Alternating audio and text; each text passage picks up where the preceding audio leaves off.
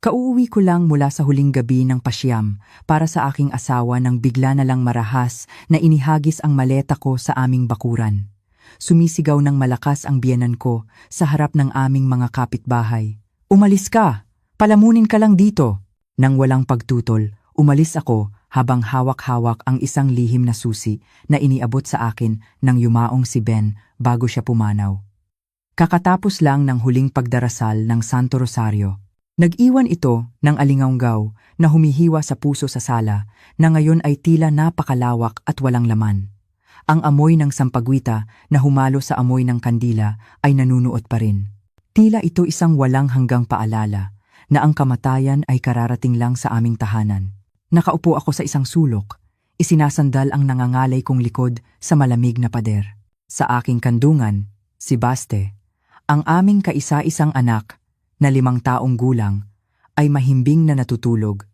May mga tuyong bakas ng luha sa kanyang mga pisngi.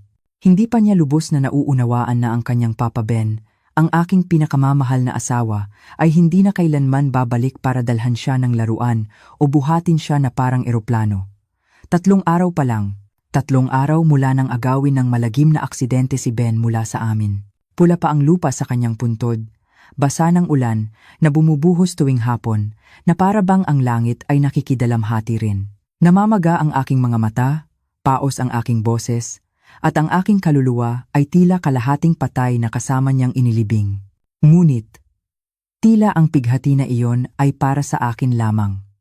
Sa kabilang bahagi ng silid, si Nanay Remedios, ang aking biyenan, ay nakaupo sa paboritong leather na sofa ni Ben. Walang bakas ng luha sa kanyang matandang mukha na alagang-alaga pa rin.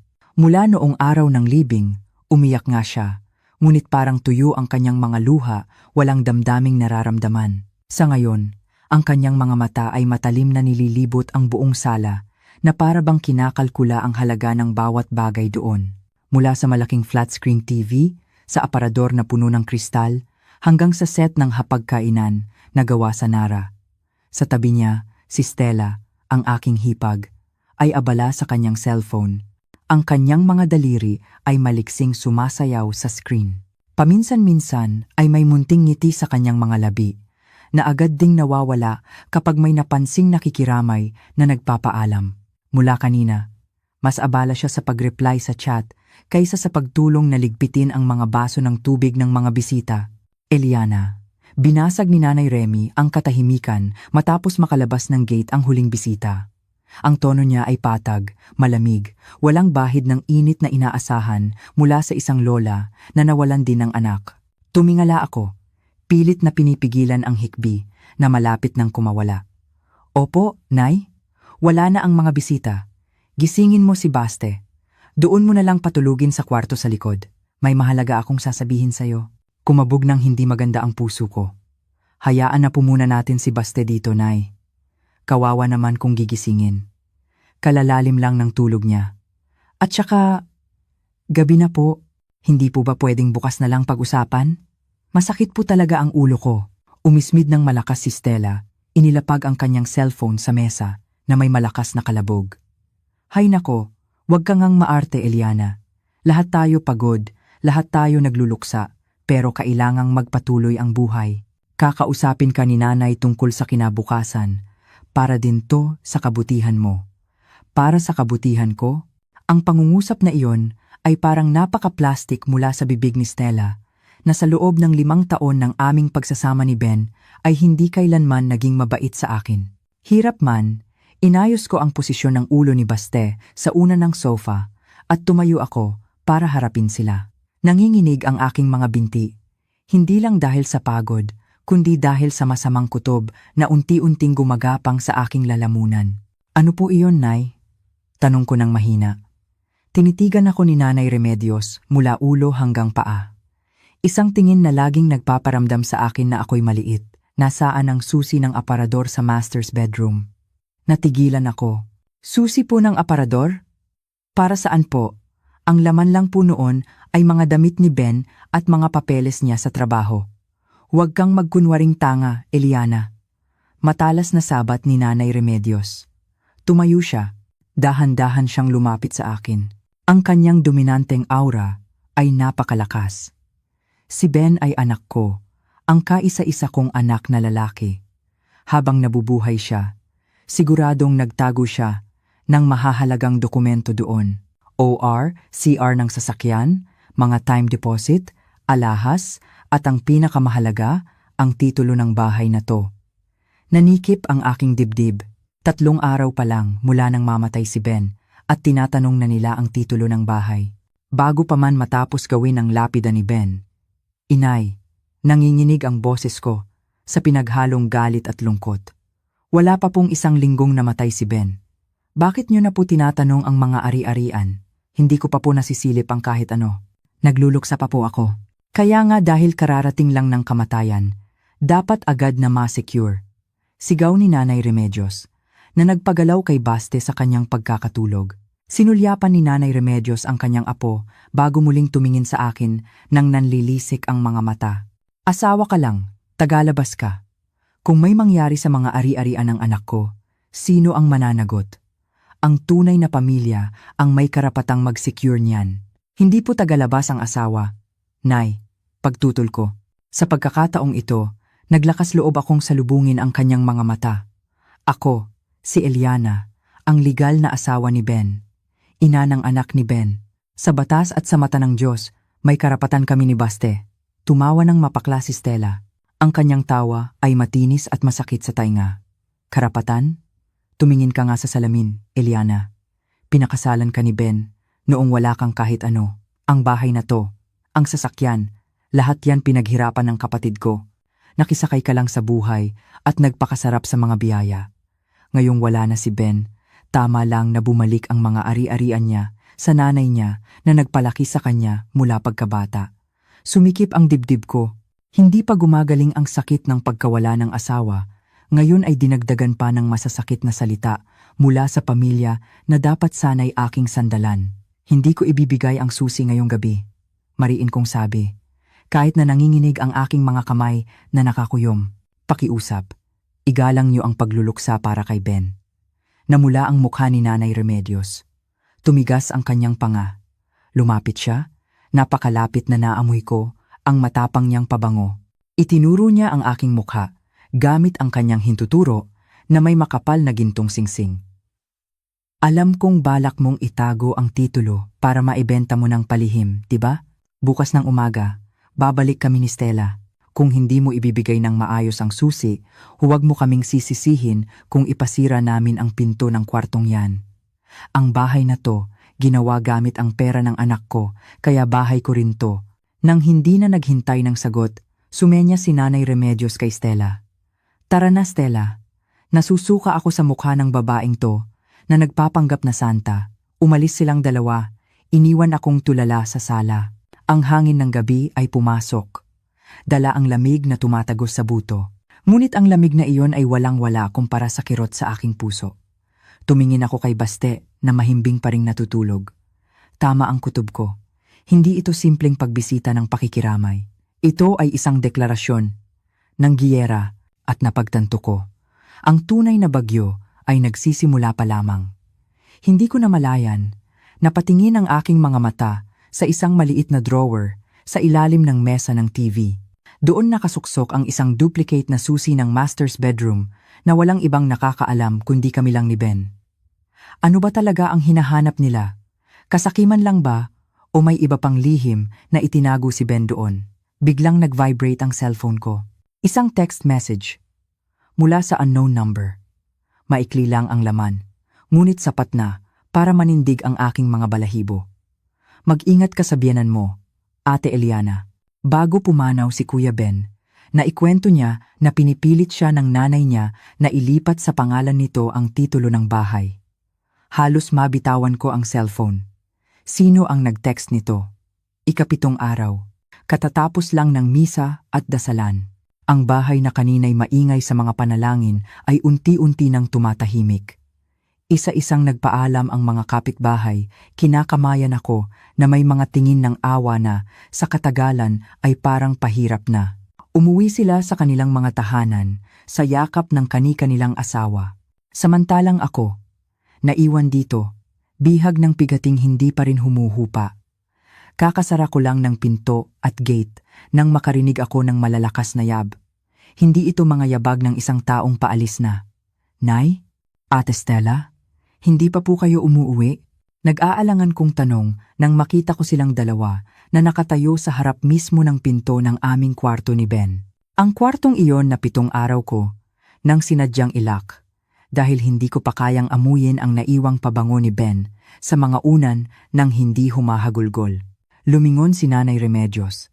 Matigas ang kanyang mukha, walang ngiti, walang bakas ng peking kalungkutan na ipinakita niya sa harap ng mga bisita kanina. Inilahad niya ang kanyang kamay. Nasaan ang susi? Susi po saan, Nay? Huwag kang magkunwaring nagka-amnesia, Eliana. Sigaw ni Stella. Ang boses niya ay matinis. Umalingaw-ngaw sa mga dingding ng bahay. Ang susi ng kwartong to. Gusto nang pumasok ni Nanay ngayon din. Kumulo ang dugo ko. Gabi na po, Nay. Pagod na po ako. Tulog na rin si Baste sa kabilang kwarto. Pakiusap po, huwag na po kayong gumawa ng gulo. Bukas na lang po kung may pag-uusapan. Sino ang may sabing makikipag-usap? Lumapit si Nanay Remedios. Itinulak ang katawan ko hanggang sa mapatama ang likod ko sa pader ng pasilyo. Hindi kami makikipag-usap, mag-i-inspeksyon kami. Tabi. Sinubukan ni Nanay Remedios na pihitin ang doorknob pero nakalak ito. Kinalampag niya ang pinto gamit ang kanyang kamao. Buksan mo o tatawag ako ng panday ngayon din para sirain ang pintong to. Nanginig ako, hindi sa takot, kundi sa hindi makapaniwalang pakiramdam. Paano nagagawa ng isang ina na yurakan ang privacy ng kanyang anak at manugang habang sariwa pa ang lupa sa puntod ng sarili niyang anak? Kwarto po namin, to ni Ben.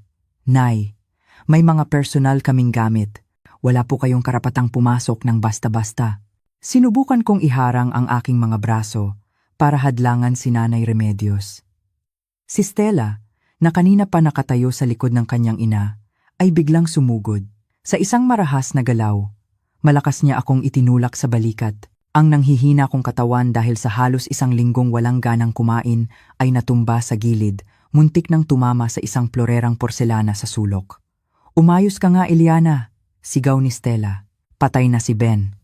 Wala nang privacy. Ang meron na lang ngayon ay usapin ng mana at ari-arian. Huwag mo kaming hadlangan sa pagsalba sa yaman ng kapatid ko mula sa isang biyudang mapagsamantala na tulad mo bago pa ako makabawi ng balanse. Inagaw na ni Nanay Remedios ang kumpol ng mga susi na nakasabit sa bulsa ng aking duster. Nanginginig ang kamay sa kasakiman. Isa-isa niyang sinubukan ang mga susi hanggang sa marinig ang masakit na tunog ng pag-click. Bumukas ang pinto. Huwag po, Nay. Pakiusap. Sigaw ko, bumuhos na ang mga luha. Tumakbo ako para sundan sila sa loob ng kwarto. Ang tanawin sa harap ko ay dumurog sa aking puso.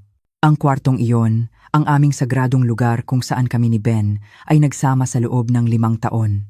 Ang lugar kung saan kami tumawa, umiyak, at nagplano para sa hinaharap. Sa isang iglap, para itong barkong sinira ng bagyo, dumiretso si Nanay Remedios sa aparador ng mga damit. Marahas niyang binuksan ang mga pinto nito. Hinila ang mga drawer hanggang sa matanggal sa kanilang mga riles. Mga nakatuping polo ni Ben na maayos kong pinlantsa ay hinila palabas at basta na lang inihagis sa sahig. Ang paborito niyang asul na polo na huli niyang isinuot bago ang aksidente ay natapakan ng stiletto ni Stella. Inay, damit po yan ni Ben. Humagulgol ako. Lumuhod ako para pulutin ang polo at niyakap ito.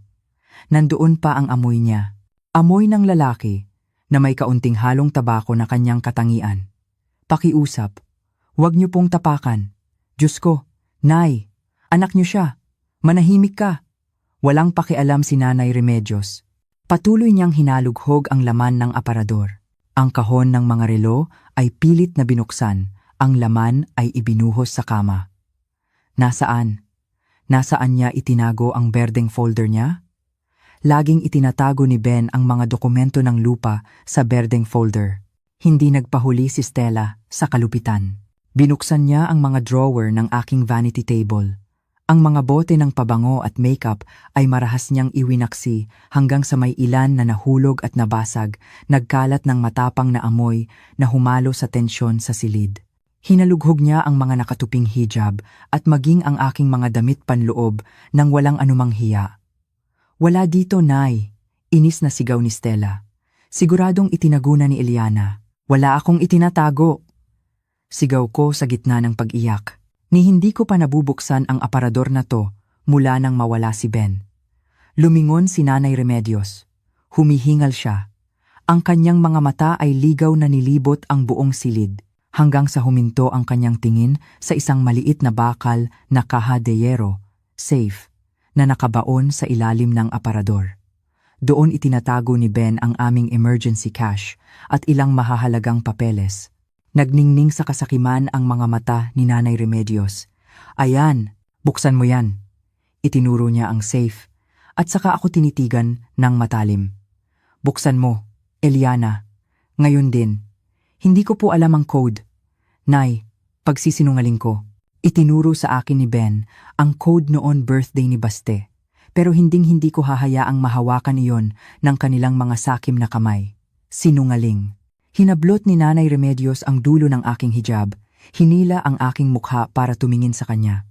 "Asawa ka niya. Siguradong sinabi niya sa'yo. O baka naman nilimas mo na ang laman, ano? Umamin ka." "Sumpaman po." "Nay, wala akong ginalaw diyan."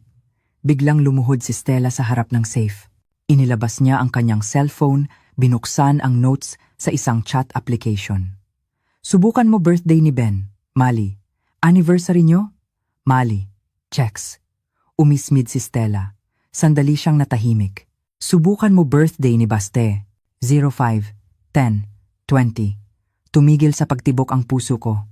Beep, beep, beep. Asterisk. Naging berde ang ilaw ng indicator ng safe. Narinig ang mahinang tunog ng mekanismo habang bumubukas ang lock. Nagdiwang si Stella. Bumukas. "Nay, grabe. Napakasinungaling talaga ng Eliana na to." Agad na lumuhod si Nanay Remedios. Itinulak si Stella para tumabi. Nanginginig ang kamay. Binuksan niya ng malapad ang pinto ng safe. Isang ngiti ng tagumpay ang sumilay sa kanyang mapulang labi. Handa na siyang salubungin ang bunton ng mga titulo ng lupa, OR, CR ng Pajero, at marahil mga gintong alahas. Ngunit, sa sumunod na segundo, ang ngiting iyon ay naglaho. Namutla ang mukha ni Nanay Remedios, at pagkatapos ay namula sa galit. Kinapa niya ang loob ng madilim na safe, inilabas ang laman, at inihagis sa sahig. Walang laman. Mayroon lamang ilang piraso ng 1,000 piso at isang manipis na puting sobre. Walang makapal na berdeng folder na naglalaman ng titulo ng lupa na kanilang hinahanap. Walang OR, CR. "Nasaan?" sigaw ni Nanay Remedios. Basag ang boses sa tindi ng galit. Lumingon siya sa akin na may tinging nakamamatay, na para bang handa akong lunukin ng buo. "Nasaan ang titulo?" "Magnanakaw." Napatulala ako. Ako man ay nagulat. Ang alam ko, laging inilalagay ni Ben ang titulo doon. "Bakit wala na?" Tumayo si Nanay Remedios, dinampot ang puting sobre na naiwan sa sahig. Marahas niya itong pinunit.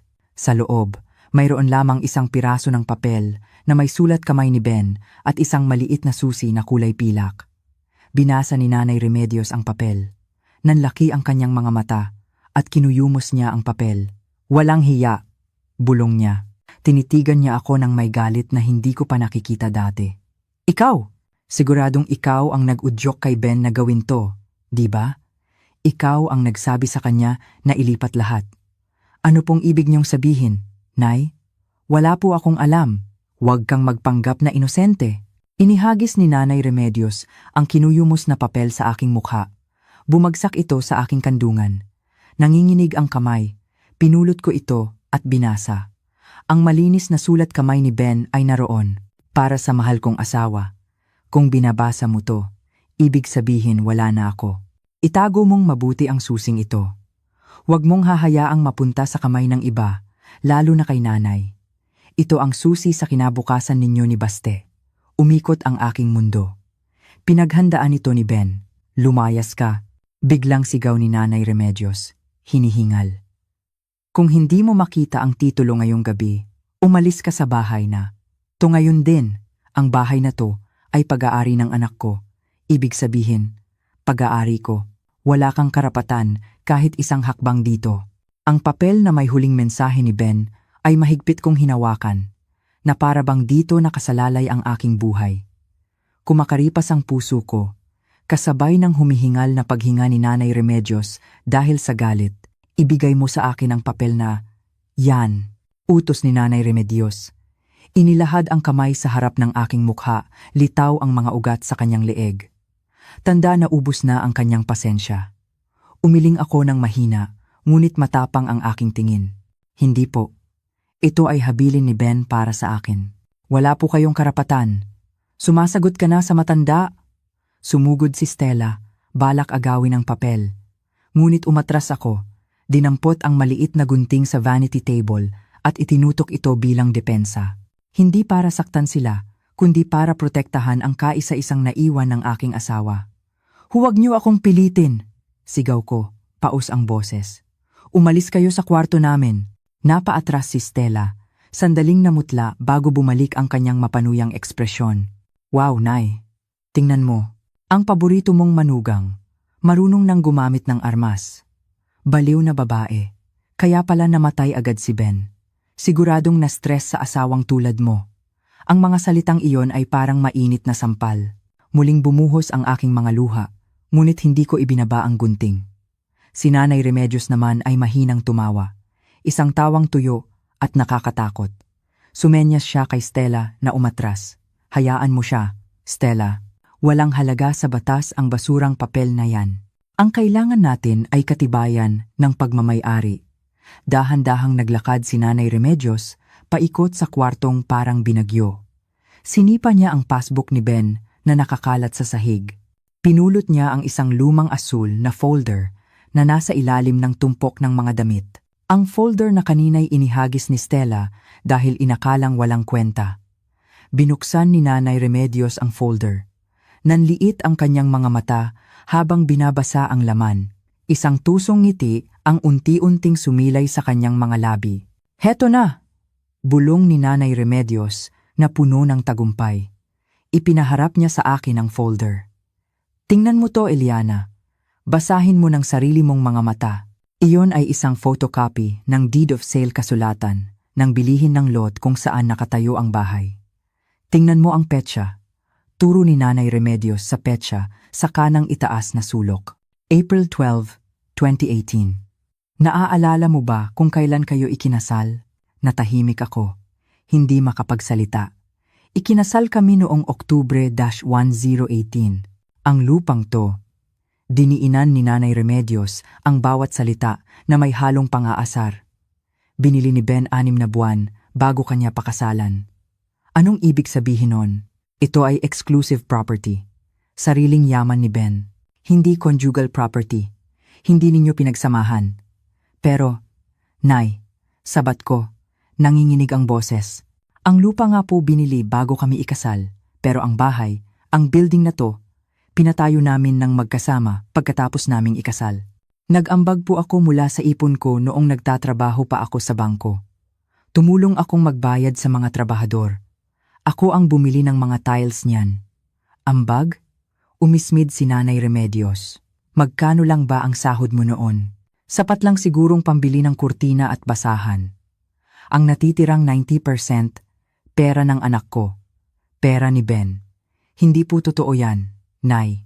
Ang buong sahod ko noon, ibinibigay ko kay Ben para sa pagpapatayo ng bahay na to. Nasaan ang pruweba? Mabilis na putol ni Stella. May resibo ka? May notaryadong kasunduan na nag-invest ka? Kung wala, edi pera yon ng asawa. At ang pera ng asawa ay karapatan ng asawa. At ngayon, patay na ang asawa, kaya ang yaman niya ay babalik sa kanyang ina. Gumuho ang mundo ko. Ang kanilang lohika ay binabaluktot ang katotohanan. Niyuyurakan ang aking mga sakripisyo sa pag-aalaga kay Ben mula sa simula. Pinaramdam nila sa akin na ako'y walang halaga, na ang 5 taon kong paglilingkod bilang asawa at ina ay walang katumbas na piso. Makinig ka, Eliana. Lumambing ang boses ni Nanay Remedios na lalong nagpatindig ng aking mga balahibo. Nagsuot siya ng pekeng mukha ng pag-aalala. Isang manipulative na estilo na madalas niyang gamitin para kontrolin ang buhay ni Ben. Sinasabi ko, to para sa kabutihan mo, isa kang batang byuda, walang trabaho, walang kita. Kung ipipilit mong angkinin ang bahay na to, anong ipambabayad mo sa amilyar? Sa kuryente. Sa huli, mapapabayaan lang ang bahay na to. Lumapit si Nanay Remedios. Ngayon ay walang takot sa gunting na hawak ko. Tinitigan niya ako na parang isang batang mangmang. Nakasakay ka lang sa swerte noong asawa ka pa ni Ben. Ngayon, tapos na ang swerte mo. Ibalik mo ang ari-ariang ito sa aming pamilya. Bilang kapalit, bibigyan kita ng pampalubag loob. 50,000. Sapat na yon para makapangupahan ka ng 1 taon. 50,000. Ang aking dignidad at ang kinabukasan ng anak ko ay tinumbasan ng 50,000 peso para sa isang bahay na nagkakahalaga ng milyon-milyon. Ang bahay na ito ay karapatan ni Baste. Nay, mahina ngunit mariin kong sabi. Ang tunay na anak ni Ben, ang tunay niyong apo. Muling tumigas ang mukha ni Nanay Remedios. Agad na nabasag ang kanyang maskara ng pag-aalala. Bata pa si Baste, wala pa siyang legal na kapasidad. Ang karapatan sa pangangalaga ng kanyang ari-arian ay mapupunta sa pamilya ng ama kung ang ina ay ituturing na walang kakayahan. Naglakad si Nanay Remedios patungo sa pinto. Kasunod si Stella na may ngiti ng kasiyahan habang hawak ang photocopy ng deed of sale. Bago lumabas, lumingon si Nanay Remedios at nagbigay ng ultimatum na nagpatigil sa pagdaloy ng aking dugo. I-enjoy mo ang huling gabi mo sa malambot na kama na yan, Eliana.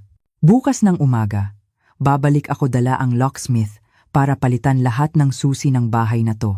At kung magmamatigas ka pa rin, tinitigan ng matalim ni Nanay Remedios ang pinto ng kabilang kwarto kung saan natutulog si Baste. Ire-report kita sa DSWD sa kasong child neglect at illegal possession of property. Sa tingin mo, mananalo ka sa custody battle laban sa pamilya namin, isang mahirap na byudang walang trabaho? Pag-isipan mo yan. Blag. Malakas na isinara ang pinto ng kwarto. Iniwan akong mag-isa sa nakakabinging katahimikan. Nanlambot ang aking mga binti.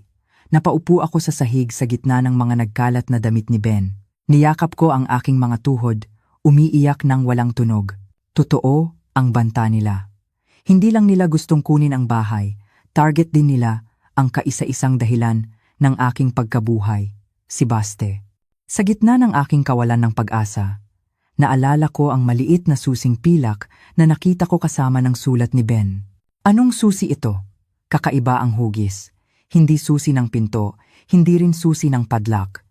Maliit at manipis, may nakaukit na numerong 303 sa ulo nito. Ito ba ang sagot sa palaisipan ni Ben? O isa na namang dead end? Biglang tumunog ulit ang cellphone ko. Isang text message, ang parehong numero kanina. Nakita na nila ang photocopy ng lumang deed of sale, no? Huwag kang mag-alala ate, pain lang yan. Inihanda na ni Kuya Ben ang senaryo kung mangyayari ito. Bukas, umagang-umaga, pumunta ka sa BPI Family Savings Bank sa sentro ng bayan. Hanapin mo si Attorney Hilario. Ipakita mo ang susi na may numerong 303. Sino ang taong ito? Bakit alam niya ang lahat? Bago pa ako makapag-reply, nakarinig ako ng malalakas na kalabog sa pintuan sa harap. Hindi si Nanay Remedios. Mas mabibigat at mas maraming kalabog. Buksan niyo to, barangay to. May report ng iskandalo sa bahay na to. Nanlaki ang aking mga mata. Anong paninira na naman ang ginagawa nila ngayong gabi? Ang mga kalabog sa pinto ay lalong lumakas, na para bang gusto nilang wasakin ang matibay na pinto. Kumabog ng sobrang bilis ang puso ko na parang masakit na sa dibdib. Sumulyap ako sa orasan sa dingding. 10:00 ng gabi. Sino ang mag-aakusa sa akin ng pakikiapid gayong nagluluksa pa ako? Dinampot ko ang instant hijab na nakasabit sa upuan. Isinuot ito ng padaskol-daskol at tumakbo papunta sa sala. Bago ko pa mapihit ang susi, narinig ko ang malakas na sigaw ni Stella mula sa labas. Lumabas ka dyan, babaeng walang hiya. Kalilibing lang ng asawa mo, nagpapasok ka na ng lalaki sa bahay. Nanginginig ang aking kamay nang buksan ko ang pinto. Agad akong nabulag sa liwanag ng mga flashlight na nakatutok sa akin. Sa labas, nakatayo ang kapitan ng barangay na may tensyonadong mukha, kasama ang 3 barangay tanod at ilang mga kapitbahay na lalaki na nakatingin sa akin nang may panghuhusga. Sa likod nila, si Stella ay nakapamewang na may ngiti ng tagumpay. Samantalang si Nanay Remedios, na galit na umalis kanina, ay umaarte ngayong humahagulgol sa balikat ng asawa ng kapitan. Ano po ito, Kapitan? Tanong ko na may paos na boses. Pilit na pinapakalma ang sarili kahit na parang bibigay ang aking mga tuhod. Bakit po kayo nagkakagulo dito? Huwag ka nang magkunwari, Aling Eliana, sigaw ng isang kapitbahay. Nakatanggap kami ng report mula kay Ma'am Stella na may lalaking pumasok sa bahay na tugaling sa likod kalahating oras na ang nakalipas. Nagluluksa ka pa naman. Kahihiyan yan, Aling Eliana. Dinudungisan mo ang pangalan ng ating barangay. Sumpaman po, Kapitan. Kasinungalingan yan. Sigaw ko, nagsisimula ng mamuo ang mga luha ng pagkataranta. Mag-isa lang po ako sa bahay kasama ang anak ko, si Baste. Wala pong ibang tao. Sinungaling. Sumugod si Stella. Itinuro ang isang sulok ng terasa malapit sa lalagyan ng sapatos. Kung walang lalaki, kaninong tsinelas yan? Napatingin ang lahat sa itinuro ni Stella. Doon ay may isang pares ng malaking leather na tsinelas ng lalaki na hindi pamilyar sa akin. Hindi iyon kay Ben. Maliit ang paa ni Ben at hindi siya nagsusuot ng ganoong estilo. Hindi ko po alam kung kanino yan. Sumpa po sa Diyos, Kapitan. Baka po may nagbato lang diyan, natataranta kong sabi. Biglang humagulgol si Nanay Remedios, isang pag-arte na karapat-dapat manalo ng award. Diyos ko, Ben, anak, kawawa ka naman. Ganito pala kabaho ang asawa mo. Kaya pala ayaw niyang ibigay ang susi ng kwarto kanina, tinatago pala niya ang kalaguyo niya sa loob. Tinitigan ako ni Nanay Remedios ng tinging nakamamatay. Pero ang boses niya ay ginawang nanginginig sa sakit. Eliana, nabigo ako sa'yo. Akala ko isa kang disenteng babae. Dinungisan mo pala ng kasalanan ang bahay ng anak ko. Hindi po. Alam niyo po na pakanan niyo lang. To ni Ate Stella para sirain ako. Ingatan mo ang bibig mo, sigaw ng kapitan. Ang kanyang autoridad bilang leader ng komunidad ay nagpaliit sa aking loob. May ebidensya na. Ayaw mo pang umamin at inaakusahan mo pa ang biyenan mo? Aling Eliana, para mapanatili ang kaayusan at maiwasan ang mas malaking gulo, hihilingin ko na palabasin mo ang lalaki o kami ang papasok para halughugin ang bahay. Sige po, halughugin nyo. Sumpaman po. Wala kayong makikitang kahit sino. Desperado kong hamon. Pumasok ang mga tanod. Hinalughog ang bawat sulok ng bahay. Tiningnan nila ang guest room, kusina, hanggang sa banyo. Siyempre, wala silang nakita dahil wala namang ibang tao. Ngunit, nagawa na ang pinsala. Ngumisi si Stella habang bumubulong ng malakas para marinig ng mga tsismosang kapitbahay. Baka nakatakas na sa bintana sa likod noong kumakalabog tayo. Tingnan nyo, hindi nakalock ang bintana ng kusina. Agad na naniwala ang mga kapitbahay na nadala na sa paninira. Ang mga bulungan ay nagsimulang sumakit sa tainga. Ang landi ng byuda, kawawa naman ang asawa niya. Mukha lang pala siyang anghel. Bumalik ang mga tanod sa labas na walang dala. Wala po, Kapitan. Siguradong nakatakas na. Ayan na nga ba? Mabilis na sabat ni Nanay Remedios. Bigla siyang tumayo ng tuwid. Nawala ang kanyang malungkot na mukha at napalitan ng tunay niyang mabangis na anyo. Kapitan, bilang legal na may-ari ng bahay na ito at ina ng yumaong si Ben, hindi ko matatanggap na ginagamit sa kalaswaan ang bahay ng anak ko. Ngayong gabi rin, palalayasin ko ang babaeng yan. Nanlaki ang aking mga mata. Inay, bahay ko rin po to. May karapatan po akong manatili dito hanggang matapos ang panahon ng aking pagluluksa.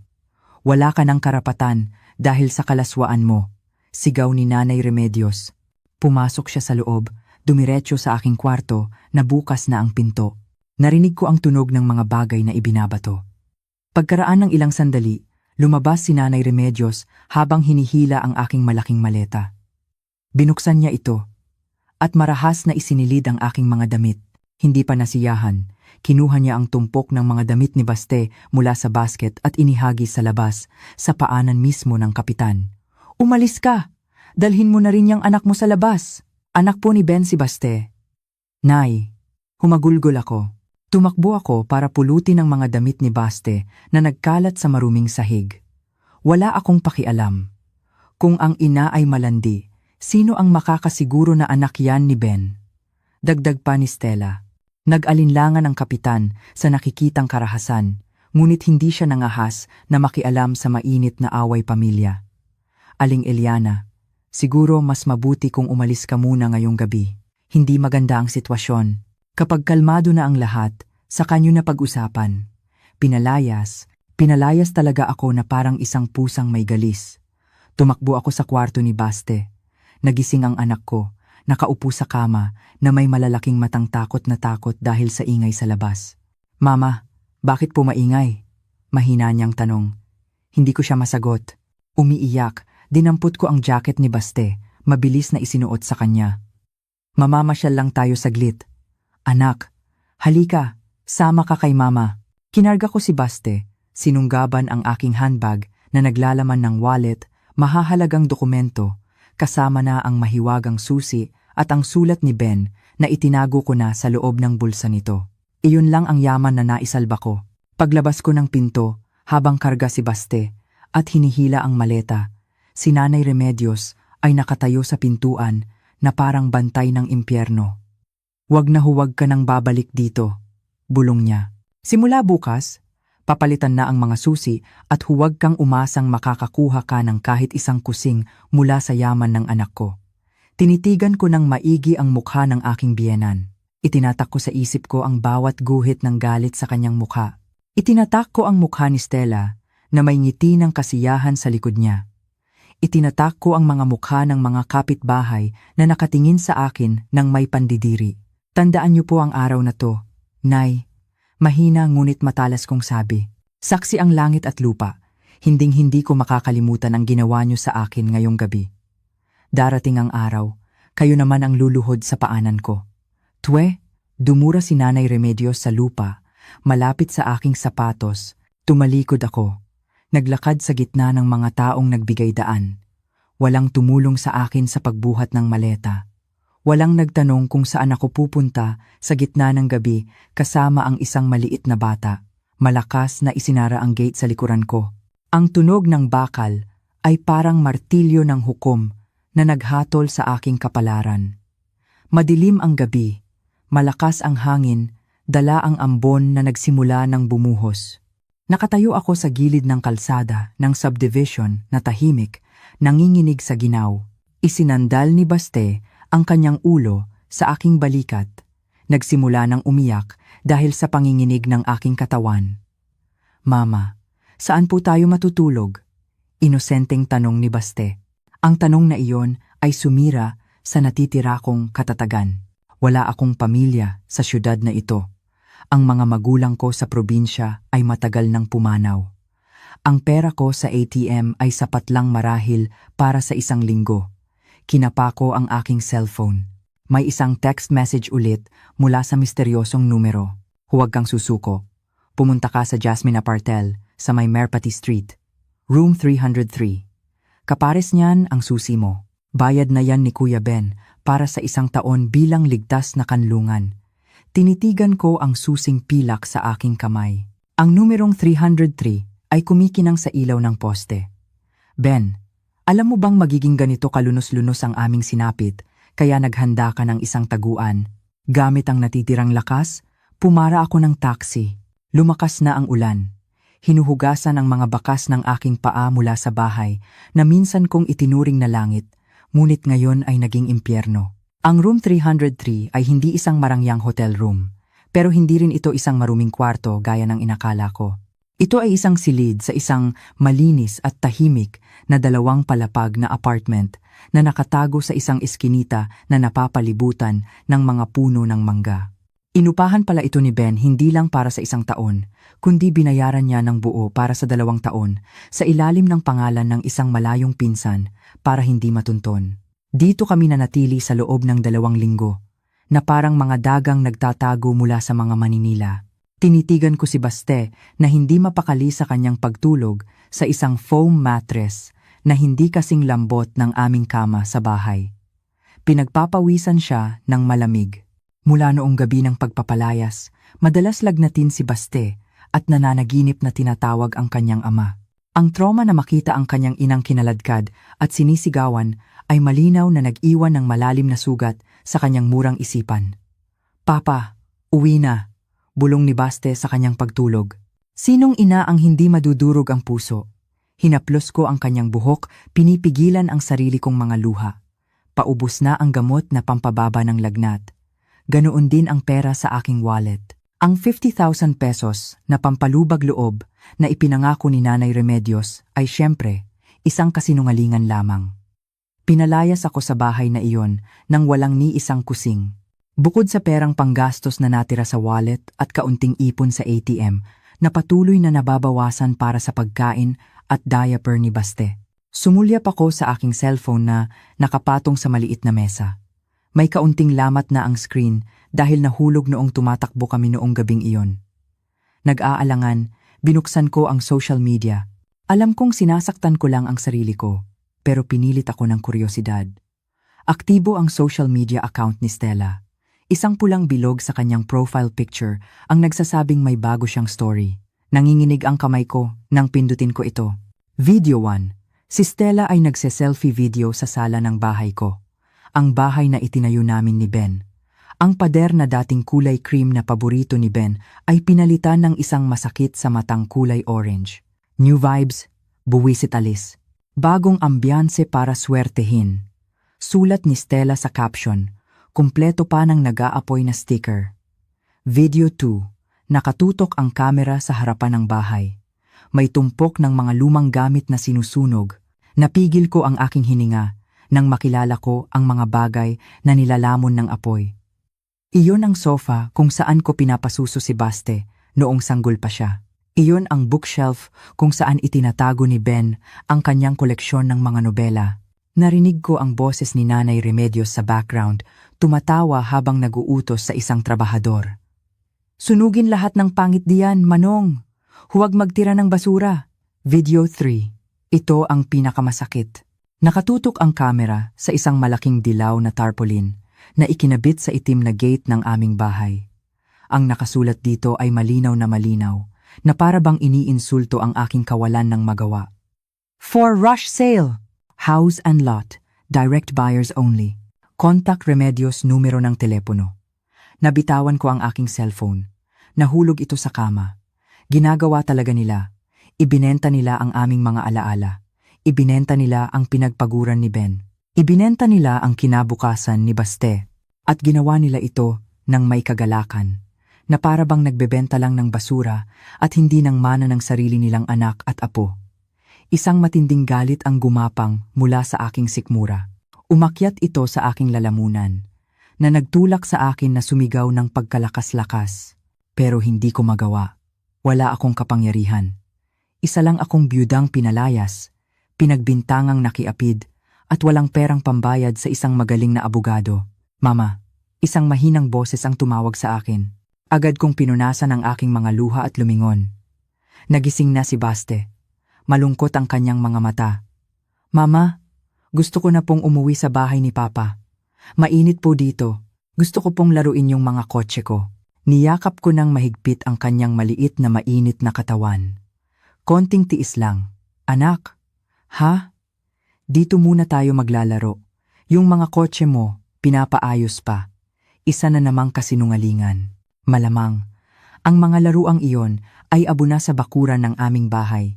Kinahapunan, nang medyo bumuti ang pakiramdam ni Baste, nagpasya akong lumabas sandali para bumili ng lugaw sa labas ng eskinita. Parang lumulutang ang pakiramdam ko dahil sa gutom, pero kailangan kong magpakatatag para kay Baste. Habang naghihintay ng order, nag-vibrate ang cellphone ko. Isang text message. Ang misteryosong numero na naman. 2 linggo siyang hindi nagparamdam. Akala ko, nakalimutan na niya ako. "Huwag kang malungkot sa nakita mong tarpaulin. Hayaan mo silang mag-enjoy sa tagumpay nila. Hayaan mo silang mag-renovate, magpintura, at magsayang ng pera para pagandahin ang bahay na yan. Kung gaano kataas ang lipad nila, ganoon din kasakit ang kanilang pagbagsak. Nanginginig ang daliri kong nag-type ng reply. Sino ka ba talaga? Bakit mo alam ang tungkol sa tarpaulin? Minamanmanan mo ba ako? Mabilis ang sagot. Ako ang taong may utang na buhay kay Kuya Ben at ginagampanan ko ngayon ang huli niyang habilin para protektahan ka. Bukas, alas 10 ng umaga, pumunta ka sa Cafe Ilustrado sa sentro. Magsuot ka ng pinakamaganda mong damit. Huwag kang magmukhang biktima. Sisimulan natin ang pagganti. Natulala ako sa screen. Pagganti? Gamit ang ano? Wala akong pera. Wala akong koneksyon. Ngunit ang sumunod na pangungusap ay nagpatindig ng aking mga balahibo. Dalhin mo ang iyong ID at marriage certificate. May makikilala tayo na magpapagsisi kay Nanay Remedios na isinilang pa siya, alas 10 ng umaga. Nakatayo ako sa harap ng salamin ng Cafe Ilustrado, tinitingnan ang aking sarili sa huling pagkakataon. Hindi ang kaawa-awang babae na nakita ko kagabi ang nasa refleksyon. Suot ko ang pinakamaganda kong itim na abaya, ang kaisa-isang nakaligtas sa aking maleta at naglagay ako ng kaunting pulbos para itago ang aking maitim na mga mata. Hindi ako dapat magmukhang miserable. Tama ang mensahe ng misteryosong tao. Hindi ako dapat magmukhang biktima. Pilit kong pinatatag ang aking mga hakbang, kahit na kumakabog ng malakas ang aking puso, itinulak ko ang salaming pinto ng cafe. Ang amoy ng kape at bagong lutong tinapay ay sumalubong sa akin. Isang malaking kaibahan sa amoy ng kulob sa aming tinutuluyan. Ma'am Eliana? Isang waiter ang lumapit sa akin. Halika po, ma'am. Hinihintay na po kayo ni Sir sa VIP room. Sir? Sumunod ako sa waiter patungo sa isang silid na may frosted glass sa sulok ng cafe. Binuksan ang pinto. Doon ay nakaupo ang isang nasa katanghaliang gulang na lalaki na naka-Amerikana, humihigop ng kape habang nagbabasa ng isang makapal na folder. Kilala ko siya. Napigil ko ang aking hininga. Attorney Santos? Tumingala ang lalaki at ngumiti ng magiliw. Isang ngiting nakakapakalma. Si Attorney Hilario Santos ay isang senior na abogado, matagal ng kaibigan ng yumaong ama ni Ben, na minsan nang tumulong sa mga legal na usapin ng kumpanya kung saan nagtatrabaho si Ben. Pero hindi ko alam na ganito sila kalapit. Maupo ka, Eliana. Mahinahon niyang sabi. Itinuturo ang upuan sa harap niya. Pasensya na kung pinaghintay kita at pinahirapan sa mga palaisipan sa loob ng 2 linggo. Kailangan kong siguraduhin na lumabas muna ng tuluyan ang mga ahas sa kanilang lungga bago natin sila paluin sa ulo. Naupo ako nang naguguluhan. Kayo po pala ang nagpapadala ng mga text. Ang susi sa room 303. Si Ben ang naghanda ng lahat ng yan. Putol ni Attorney Santos, naging malungkot ang kanyang mukha. Kinuha niya ang isang batik design na folder mula sa kanyang briefcase at inilagay sa mesa. 3 buwan na ang nakalipas, pumunta si Ben sa opisina ko. Mukha siyang malusog, pero may malaking pag-aalala sa kanyang mga mata. Sinabi niya na pinipilit na siya ng kanyang ina at ni Stella na ilipat ang titulo ng bahay sa pangalan ni Nanay Remedios dahil daw sa tradisyon. Napuyom ang aking kamao sa ibabaw ng mesa. Matagal na pala ang panggigipit na iyon nang hindi ko nalalaman. Itinago ito ni Ben para hindi ako mag-isip. Kilalang-kilala ni Ben ang ugali ng kanyang ina, patuloy ni Attorney Santos. Alam niya na kung sakaling hindi maging pabor sa kanya ang tadhana, palalayasin kayo ni Baste na parang mga pusang gala. Mahal na mahal ni Ben ang kanyang ina. Isa siyang masunuring anak, pero mas takot siyang mapabayaan ang kanyang mag-ina. Malaking kasalanan niyon para sa isang padre de pamilya. Ano po ang laman ng folder na yan, attorney? Tanong ko, nakatutok ang mga mata sa batik na folder. Hindi agad sumagot si Attorney Santos. Kinuha niya ang kanyang cellphone mula sa bulsa. Bago natin buksan yan, may gusto akong ipakita sa'yo. Live feed to mula sa CCTV ng opisina ng notaryo publiko na partner ko, si Attorney Darmawan. Nagkataon lang. Nandoon ngayon ang iyong biyenan at hipag. Inilagay ni Attorney Santos ang cellphone sa harap ko. Ipinakita sa screen ang isang malinaw na video. Doon ay kitang-kita si Nanay Remedios at si Stella na nakaupo sa harap ng isang notaryo. Ang mukha ni Nanay Remedios ay masayang-masaya habang si Stella ay abala sa pagbibilang ng pera. Marahil ay down payment mula sa isang buyer na nakaupo sa tabi nila. Nagsasara sila ng bentahan. Bulong ko. Ibinenta talaga nila. Pakinggan mo, sabi ni Attorney Santos habang nilalakasan ang volume. Mahina ang tunog, pero malinaw. So, paano po, Attorney? Boses ni Stella na naiinip. Okay na ang buyer sa 2.5 million. Nawawala ang original na titulo, pero dala namin ang photocopy ng lumang deed of sale at isang affidavit of heirship. Bilang ina, may karapatan po ang nanay ko na ibenta ang ari-arian ng anak niya, di ba? Gusto na po namin ng full payment ngayon. Sa screen, may tina-type ang notaryo sa kanyang computer. China-check ang online database ng Land Registration Authority. Kumunot ang noo niya. Nag-type ulit siya at umiling. Paumanhin po, Ginang Remedios, Ma'am Stella, sabi ng notaryo. Hindi po maaaring ituloy ang transaksyon. Anong ibig mong sabihin? Nanlisik ang mga mata ni Nanay Remedios. Huwag kang magbiro. Kailangan namin ang pera ngayon. Hindi po tungkol sa pera, ma'am. Kalmadong sagot ng notaryo habang ipinipihit ang monitor sa kanila. Ang sistema po ng LRA ay nire-reject ang datos ng lupang ito. Ang status ng lupa sa 10 Cendrawasih Street ay hindi na titled property sa pangalan ni Benigno. Nagbago na po ang status nito. Kumabog ng malakas ang puso ko. Nagbago? Anong ibig niyong sabihin? Lupa, yun ang anak ko. Sigaw ni Nanay Remedios. Ang datos po dito, sinuri ng notaryo ang screen ay nagsasabing ang lupang ito ay nailipat na ang status bilang isang waqf property. Ari-ari ang isinuko para sa kawang gawa. 2 buwan na ang nakalipas. Ang may hawak na po nito ngayon ay ang Benigno Charitable Foundation. Ang isang waqf property ay hindi maaaring ipagbili, ipamana o isangla. Ito po ay para na sa komunidad, ma'am. Naging napakabigat ng katahimikan sa cafe nang marinig ko ang mga salitang iyon, waqfe. Sa screen ng cellphone, ang mukha ni Nanay Remedios ay nagbago mula sa pula patungo sa puting-puti na parang papel.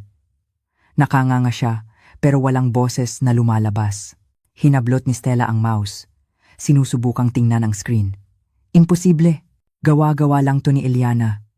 Ginamitan niya ng kulam ang sistema. Sigaw ni Stella na nagpatayo sa buyer sa tabi niya at nag-umpisang umalis, takot na masangkot sa gulo. Pinatay ni Attorney Santos ang video na may munting ngiti. Itinulak niya sa akin ang batik na folder. Buksan mo, Eliana. Nanginginig ang kamay, binuksan ko ang folder. Sa loob ay naroon ang isang opisyal na Deed of Donation and Waqf na may mga selyo at pirma ni Ben. Sa isang bahagi nito, nakasulat ang mga salitang nagpaiyak sa akin. Ang lupa at gusaling ito ay iniaalay upang pamahalaan ng foundation na may probisyon na ang karapatang tumira at makinabang usufructuary rights ay ibinibigay habang buhay sa aking asawa, si Eliana, at sa aking anak, si Baste, bilang kanilang tahanan at lugar para sa pag-aaruga ng mga ulila. Ben, humagulgol ako. Hindi lang niya ako binigyan ng bahay. Binigyan niya ako ng isang pader na bakal na hindi kayang sirain ng sinuman kahit ng batas ng estado. Ang isang waqf ay panghabambuhay. Walang sinumang makakapagpalayas sa akin doon dahil ako ang itinalagang Nazir o tagapamahala sa kasulatan. Kaya hindi ito maibebenta ni Nanay Remedios? Tanong ko sa gitna ng pag-iyak. Kailanman? Kahit isang hibla ng buhok? Hindi, mariing sagot ni Attorney Santos. At ang mas malala para sa kanila, nakatanggap na si Stella ng 500,000 pesos na down payment mula sa isang buyer kahapon. Nagastos na nila ang pera sa pagbili ng bag at pagbabayad sa utang sa online sabong ng asawa niya. Tinitigan ako ng matalim ni Attorney Santos. Ngayon, sila ang nasa bitag, Eliana. Nahaharap sila sa kasong estafa at panloloko dahil sa pagsubok na ibenta ang isang waqf property. Siguradong hahabulin sila ng buyer at wala silang pera. Ibinigay niya sa akin ang isang calling card. Hepe ng pulisya, yan, kaibigan ko rin. Kung gusto mo, ngayon din, pwede natin silang isumbong. Pinunasan ko ang aking mga luha Ang kalungkutan ay unti-unting napalitan ng isang malamig na pakiramdam. Ang sakit noong inihagis ang damit ng anak ko, ang kirot noong pinagbintangan akong nakiapid. Lahat ng iyon ay naging gatong. Nag-vibrate ang cellphone ko. Pangalan ng biyenan ko ang lumabas sa screen. Sumulyap si Attorney Santos at tumango. Sagutin mo, entablado mo na to. Huminga ako ng malalim, pinindot ang green button at idinikit ang cellphone sa tainga ng walang imik. Hayop ka, Eliana. Napakalakas ng sigaw ni Nanay Remedios na kailangan kong ilayo ang cellphone. Anong ginawa mo sa titulo? Bakit sinasabi ng notaryo na WACF to? Sinong mangkukulam ang ginamit mo, ha? Ang boses niya ay puno ng takot at gulat. Ngumiti ako sa unang pagkakataon sa loob ng 2 linggo. Assalamu alaikum. Nay, bati ko sa napakakalmadong tono, kabaligtaran ng kanyang pagkataranta. Nasa notaryo po pala kayo? Nagbebenta ng bahay ng isang foundation para sa mga ulila? Mag-ingat po kayo. Nay, ang pagkain ng yaman na para sa kawang gawa ay diretsyo sa impyerno. Dito sa lupa, kulungan. Sa kabilang buhay, parusa. Alam mo? Nauutal, nasabi ni Nanay Remedios. Siyempre naman po, ako po ang tagapamahala, sagot ko. Nga pala, Nay, yung mga damit ko po na inihagis niyo, pakiayos na lang po ulit ha? Pakibalik sa aparador. Uuwi na po kasi ako bukas sa bahay ko. Pinutol ko ang tawag. Ang aking daliri ay may kasiyahang pinindot ang pulang button. Sa kabilang linya, naiisip ko si Nanay Remedios na sumisigaw na parang sinasapian sa loob ng opisina ng notaryo. Masaya ka na? Tanong ni Attorney Santos. Hindi pa po, sagot ko. Simula pa lang, to.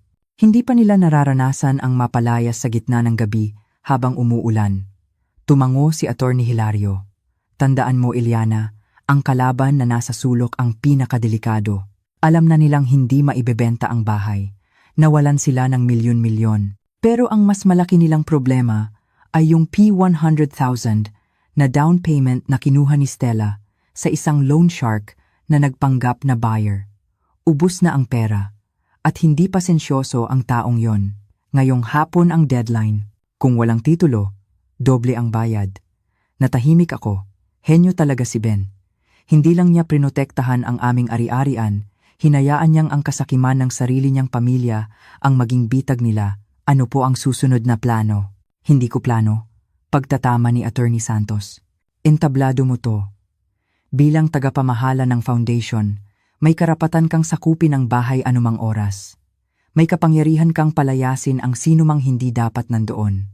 Tinitigan ko ang aking refleksyon. Iyon pa ring mukha, pero iba na ang tingin. Ang iyaking Eliana na laging yumuyuko ay namatay na noong gabing pinalayas siya. Ihatid niyo po ako pauwi, attorney. Mariin kong sabi. Babawiin ko ang bahay ng anak ko.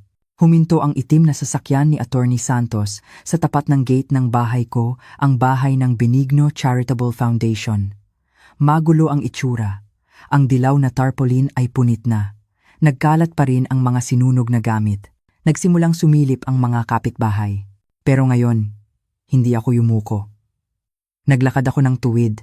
Hawak ang kamay ni Baste. Mama, uwi na po tayo? Nag-aalangang tanong ni Baste. May trauma pa rin siya. Opo, anak. Bahay mo to. Walang pwedeng magpalayas sa'yo dito. Pagtapak ko pa lang sa terasa, bumukas ang pinto.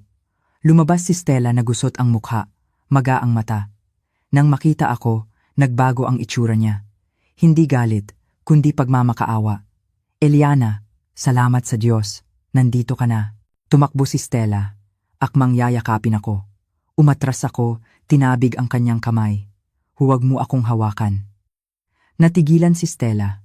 Sa likod niya, lumabas si Nanay Remedios. Wala na ang kayabangan. Napalitan ng pagod at takot. Eliana! Anak! Nag-alala kami sa'yo. Halika, pasok. Ipagtitimpla kita ng tsaa. Huwag na po tayong magplastikan, Nay. Matigas kong sabi. Nandito ako para kunin ang bahay na ipinagkatiwala sa akin ni Ben. At ayon sa patakaran ng foundation, bawal dito ang mga hindi autorisado. Namutla si Stella. Eliana, wag namang ganyan. Maghipag tayo. Bigla siyang lumuhod sa paanan ko, humahagulgol. Eliana, tulungan mo ako. Pakiusap. Tinitigan ko siya ng malamig. Bakit? Dahil yung P100,000 bilyong mula sa loan shark, nagastos mo na? Nanlaki ang mata niya sa gulat. Alam mo? Alam ko. At alam ko rin na darating sila ngayong hapon para maningil. Nawala na rin ang pagkukunwari ni Nanay Remedios. Eliana, kailangan mo kaming tulungan. Ipakansela mo ang wakf. Sabihin mo sa notaryo na wala sa sarili si Ben. Kailangan nating ibenta ang bahay para mabayaran ang utang ni Stella. Mapapatay siya. Wala po akong pakialam diyan, Nay. Sagot ko. Ang wakfa ay pangako sa Diyos. Hindi pwedeng bawiin para lang ipambayad sa utang sa sugal. Manugang kang walang utang na loob. Bumalik sa dati si Nanay Remedios. Gusto mo ba kaming mamatay? Noong halos mamatay kami ni Baste sa gutom sa daan. Nag-alala po ba kayo? Sagot ko. Natahimik siya. Noon, dumating ang malalakas na ugong ng mga motor. 3 lalaking naka-leather jacket at may mga tattoo ang bumaba. May dala pang baseball bat ang isa. Namutla si Stella. Nasaan si Stella? Sigaw ng isa. Lumabas ka! Kailangan na ng boss ang pera o kukunin namin ang bahay na to. Sa takot ni Nanay Remedios, isang masamang ideya ang pumasok sa isip niya. Bago pa ako makagalaw, malakas niya akong itinulak paharap sa mga goons. Ayan siya, sigaw niya. Siya si Eliana, ang asawa. Nasa kanya lahat ng pera at titulo. Sa kanya kayo maningil. Ang 3 pares ng mababangis na mata ay tumitig sa akin. Ngunit naramdaman ko ang paghigpit ng hawak ni Baste sa akin. Ang takot ng anak ko ang naging lakas ko. Oh, ikaw pala ang may hawak ng pera, sabi ng goon. Bayaran mo kami ngayon, 100,000 plus, 10,000 pesos na interes. O kukunin namin ang bahay na to. Tama yan. Sa kanya kayo maningil, sigaw ni Nanay Remedios. Huminga ako ng malalim. Paumanhin, mga kuya, nagkakamali kayo ng tao at ng lugar, huwag ka nang magsalita. Itinaas ng goon ang bat. Tigil! Umalingaw-ngaw ang boses ni Attorney Santos. Lumapit siya, ipinakita ang kanyang IBP ID at isang card na nagsasabing siya ay isang retired police general na consultant ng kanyang law firm. Ako si Attorney Hilario, ang abogado ng yumaong si Benigno at ng foundation na nagmamay-ari ng bahay na to. Bago kayo gumawa ng katangahan, alamin niyo muna ang batas. Utang ang pinunta namin dito. Attorney, walang kinalaman ang batas niyo diyan. Diyan kayo nagkakamali. Niloko kayo ng babaeng yan. Turo ni Attorney Santos kay Stella. Ang bahay na ito ay isang waqf property. Protektado ng Republic Act. Sinumang subukang kunin o sirain ito ay makukulong ng 5 taon. Nakahanda na ang report ko sa pulis kung gagalawin niyo ang gate na to. Nagkatinginan ang mga goons. Mga maniningil sila. Hindi mga kriminal na gustong makulong. So, hindi namin makukuha ang bahay? Hindi. At ang utang ni Stella ay personal niyang utang. Hindi yan sagutin ni Ma'am Eliana. Nag-iba ang sitwasyon. Binalingan ng mga goons si Stella. Hoy, manloloko! Nasaan ang pera ng boss namin? Patawad po, umiiyak na sabi ni Stella. Wala nang panahon. Kinuha ng mga goons ang motor ni Stella, ang kanyang bag, cellphone at alahas. Kulang pa to.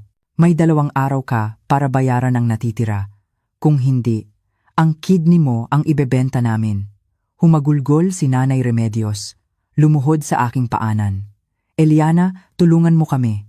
Bayaran mo muna. Gamitin mo ang pera ni Ben. Tinitigan ko siya ng malamig. Ang pera ni Ben ay para kay Baste, isang ulila. At labag sa batas ng Diyos na gamitin ang pera ng ulila para ipambayad sa utang sa sugal ng kanyang tiyahin. Umalis ang mga goons, iniwan ang nagwawalang si Stella at si Nanay Remedios. Tapos na ba ang drama? Tanong ko.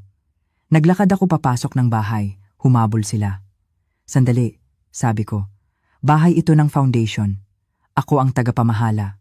Kayo ay mga bisitang hindi imbitado na nawalan ng karapatang manirahan dito. Papalayasin mo kami? Sigaw ni Stella. Hindi ako kasing sama nyo, sabi ko. Alam kong wala kayong pera. Pwede kayong manirahan dito. Ngumiti ako.